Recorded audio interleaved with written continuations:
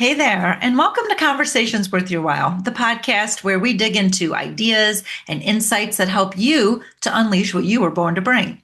I get to chat with heart-led experts and ask the questions that I know you're already thinking about and explore conversations that spark growth, that shift perspectives, and that help you to show up fully in life, at work, for your family, in your community.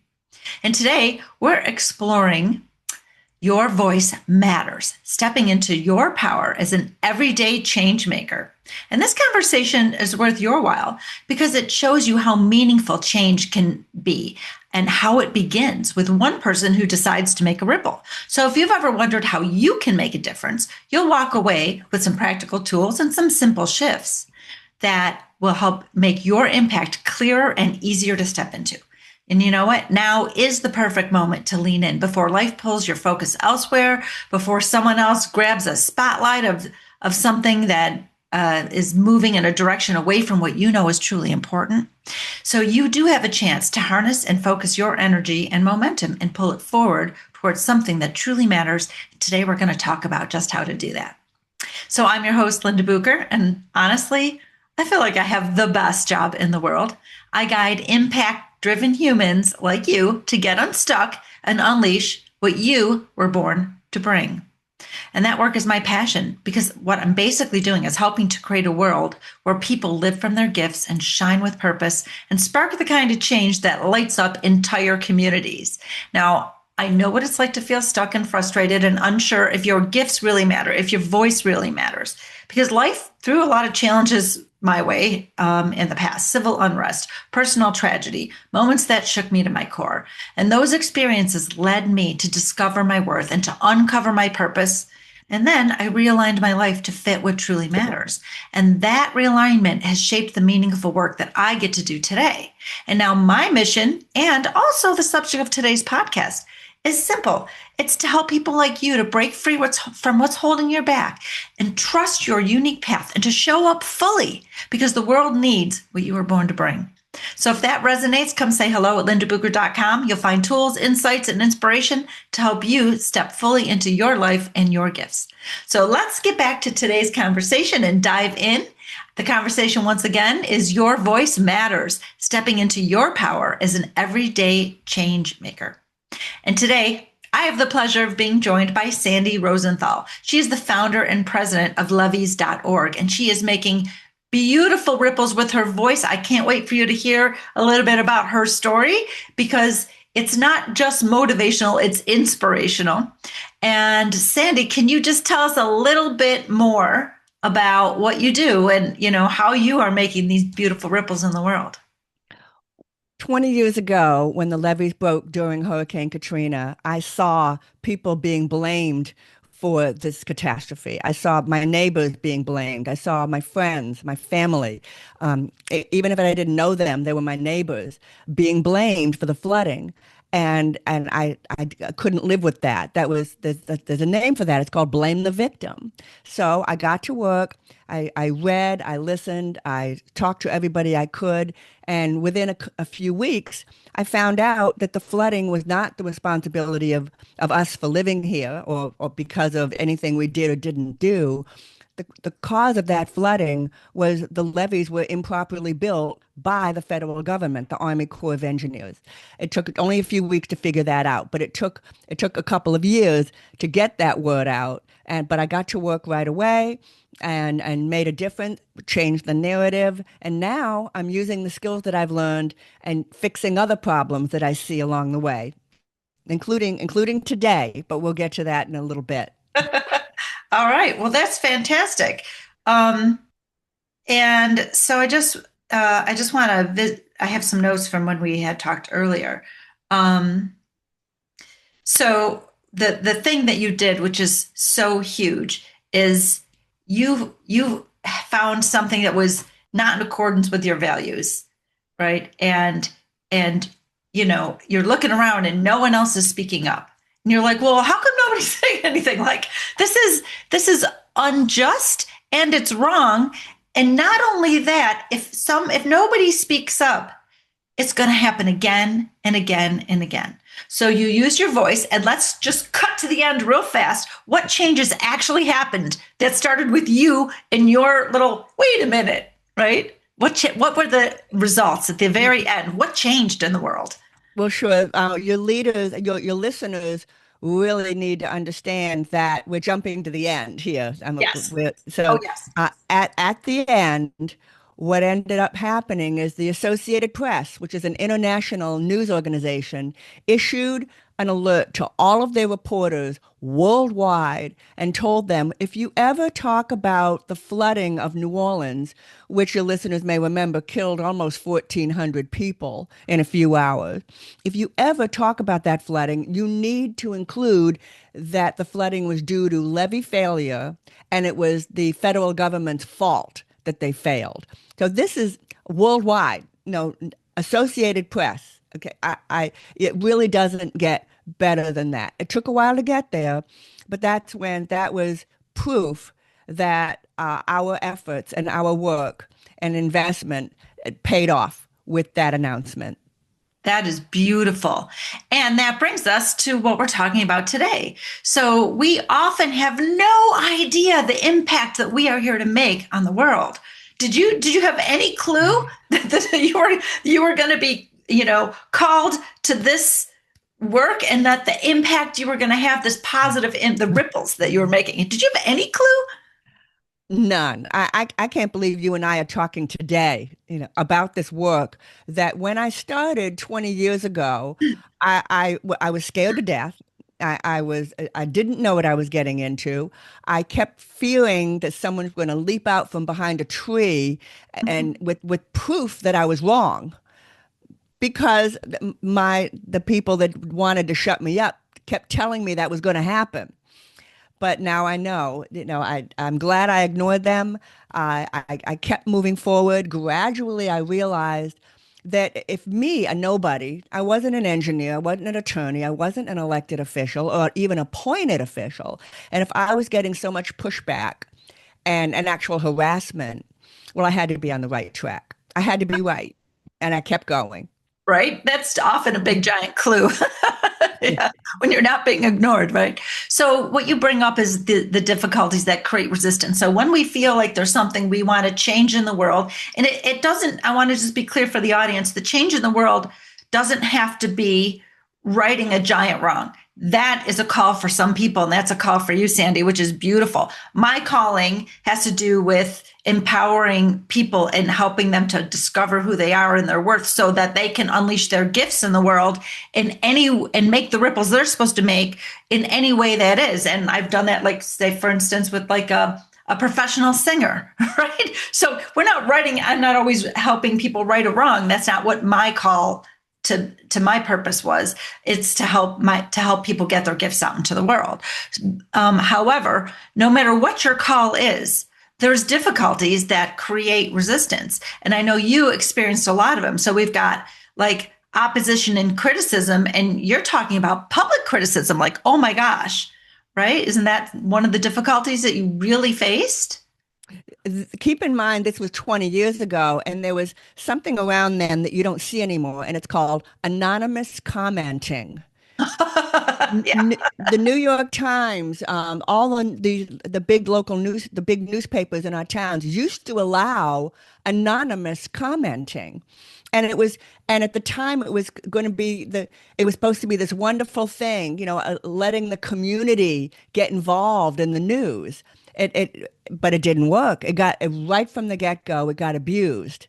And an example of that abuse is folks like me trying to help, trying to do good, and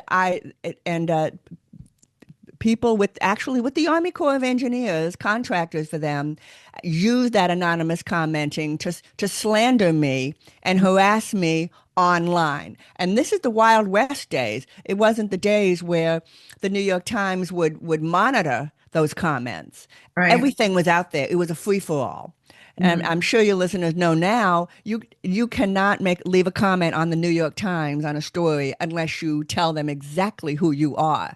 Right, right. Yeah, there you And go. and still, your comment could be removed because they don't like it. It's too much of a verbal harassment of a person. So yes, those were the Wild West days. I was called everything under the sun. You name it, I was called it. But then gradually, more and more, it empowered me to keep going. I thought I must be right. I love that you turned that criticism into fuel.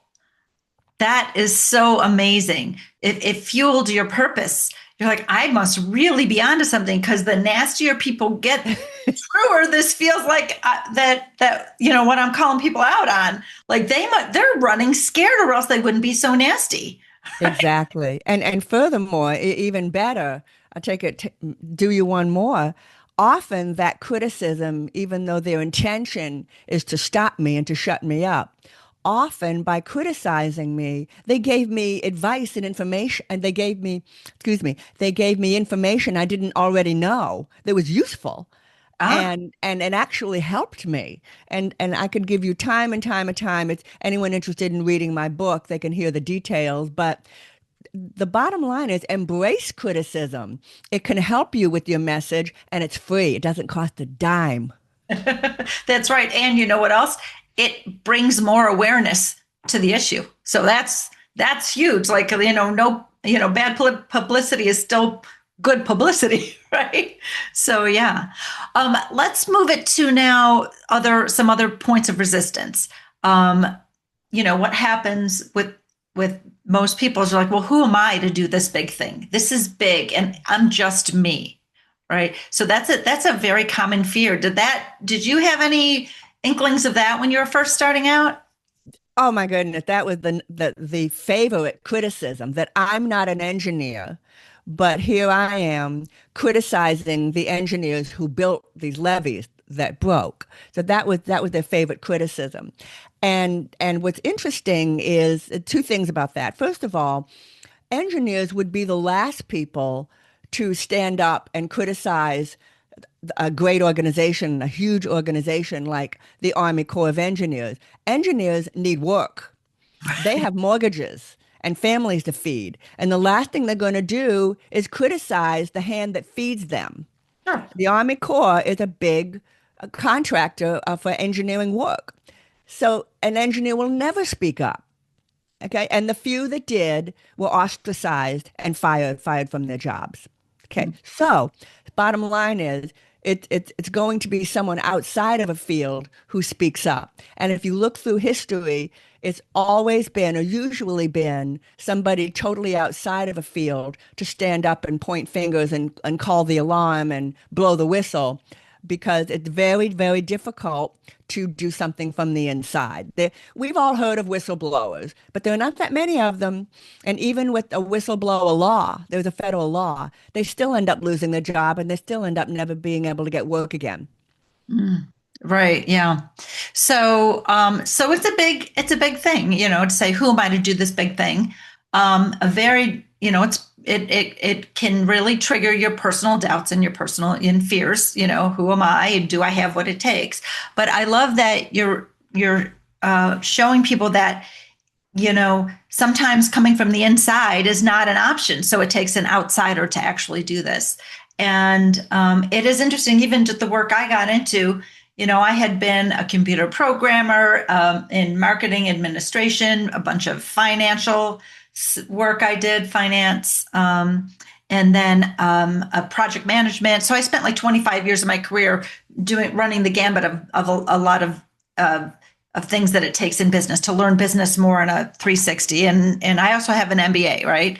And who knew that the thing I was going to be doing, the purpose that I was going to be heeding the call to, would be what I do today, right? Like how that doesn't even map to it, right?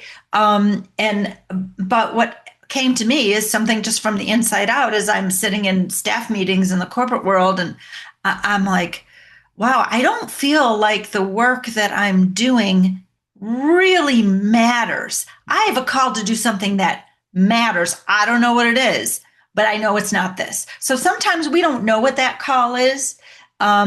And then as soon as we discover what it is, that's when that, oh my God, who am I to be doing this big thing? Comes in once we discover it, right? Overcoming that, we call it's imposter syndrome. That's what we call it, right? I know that's kind of like a buzzword nowadays, but what it really is a fear, a big giant fear of not being enough. And we never know until we do it that we are enough, because for heeding the call, there's always our own personal impact. So, well, yeah, we got this public impact, this impact in the world, the ripples. We'll talk about that in a minute, which is beautiful. But what happens when you heed the call is what you discover about yourself. You discover an inner strength. You discover tenacity, right? Sandy, what did you discover when you heeded the call to do this? Well, you raise a good point. The imposter syndrome wasn't a term 20 years ago. That's more recently, but I know exactly what it means. And yes, I felt that. But what I realized that from day one, I didn't have to know all the answers. All I needed to do was ask the questions.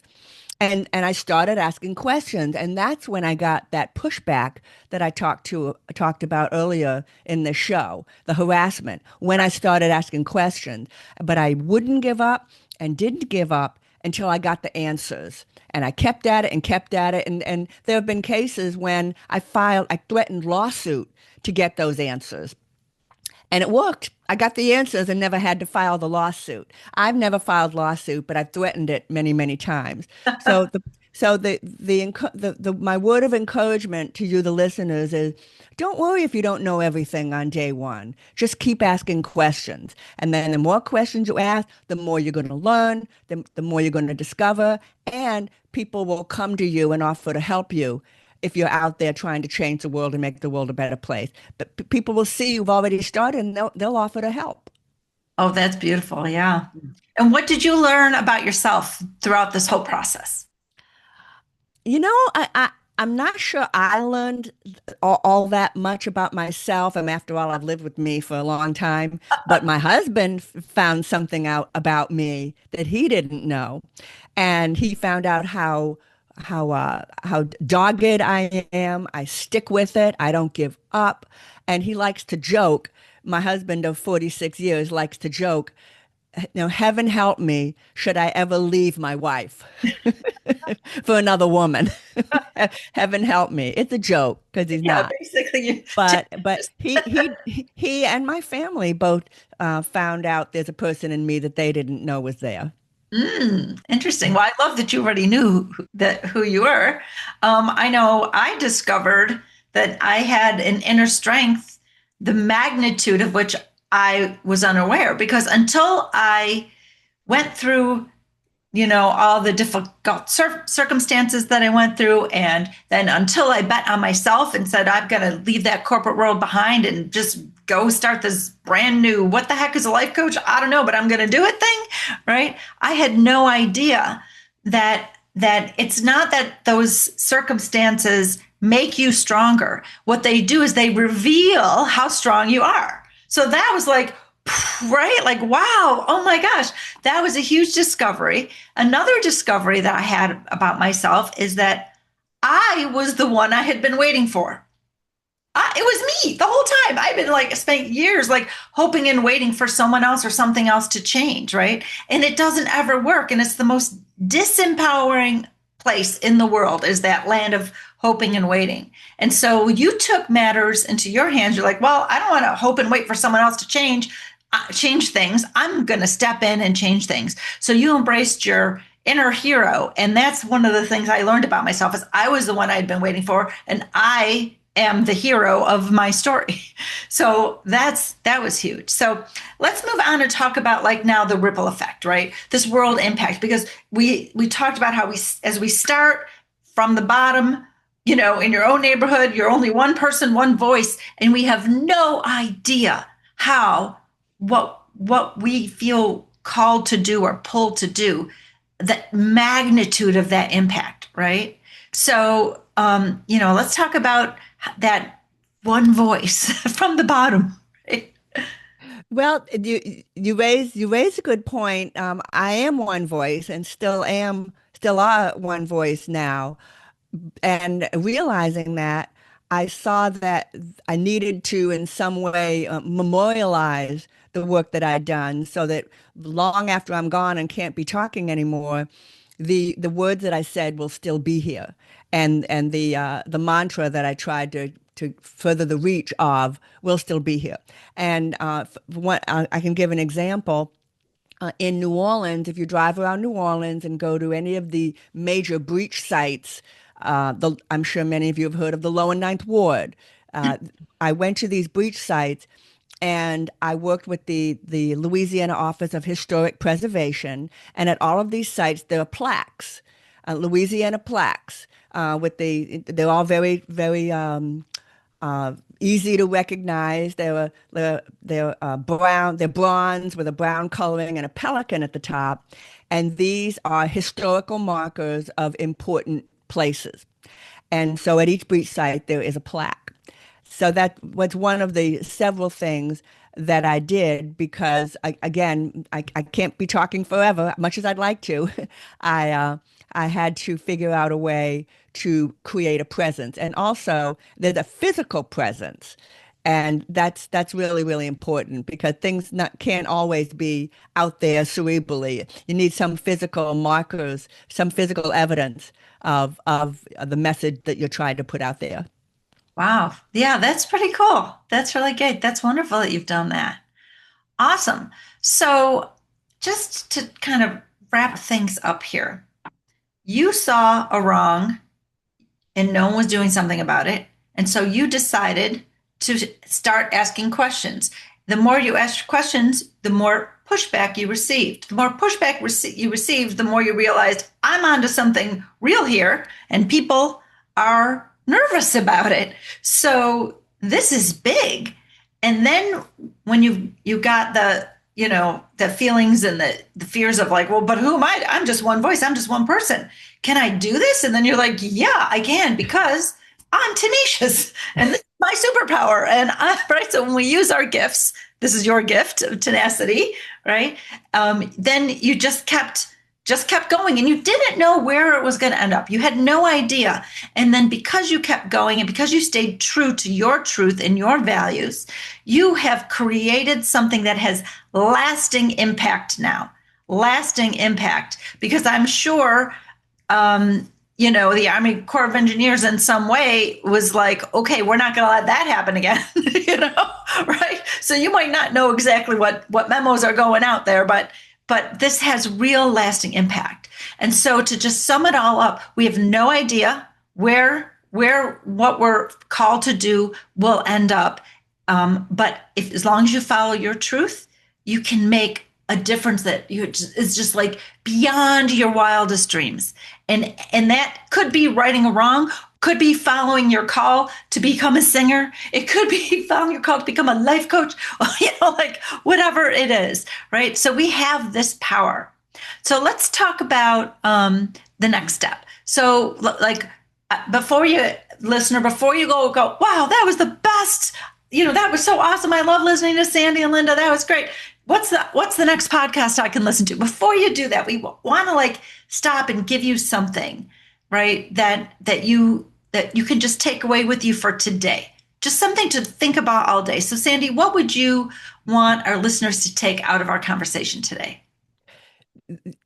You have the power, especially if you know how to read. Reading is, we all know how to do it. And you have the power, utilize your ability to read, to listen, and to really hear, more than listening, really hear what they're saying. And you will see things that you can do and you can fix them. And they're all around you every day, if you just look. And you have the power to do it. And if you feel that you need a little help, you can go to Linda's podcast. And I also have one too called Beat the Big Guys that give tools, tips, and tricks on how to change your community for the better. That's awesome. That's beautiful.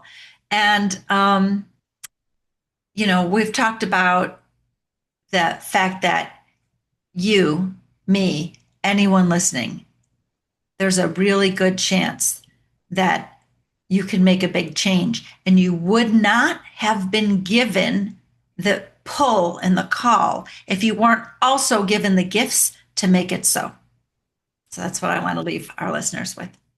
So, Sandy, thank you so much for being on Conversations Worth Your While. Let me ask you if there's something that you can share with our audience or something you would love our audience members to do.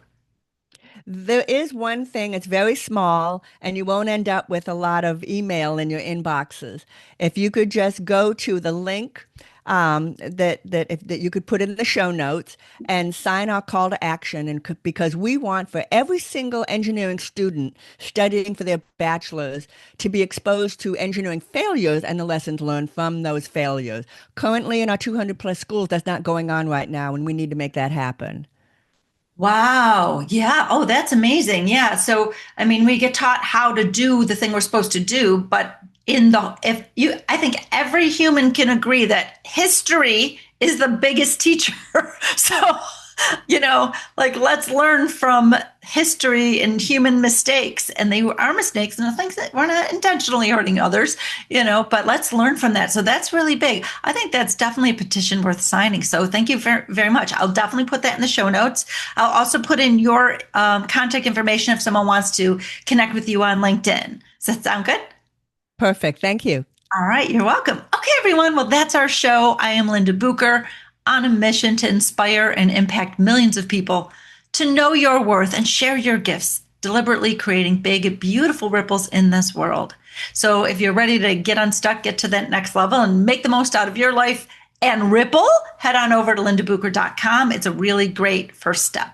And if this episode sparked something in you, please be sure to like it and subscribe to the podcast. I actually just threw up a button on my website to support the podcast and share it with someone that you care about.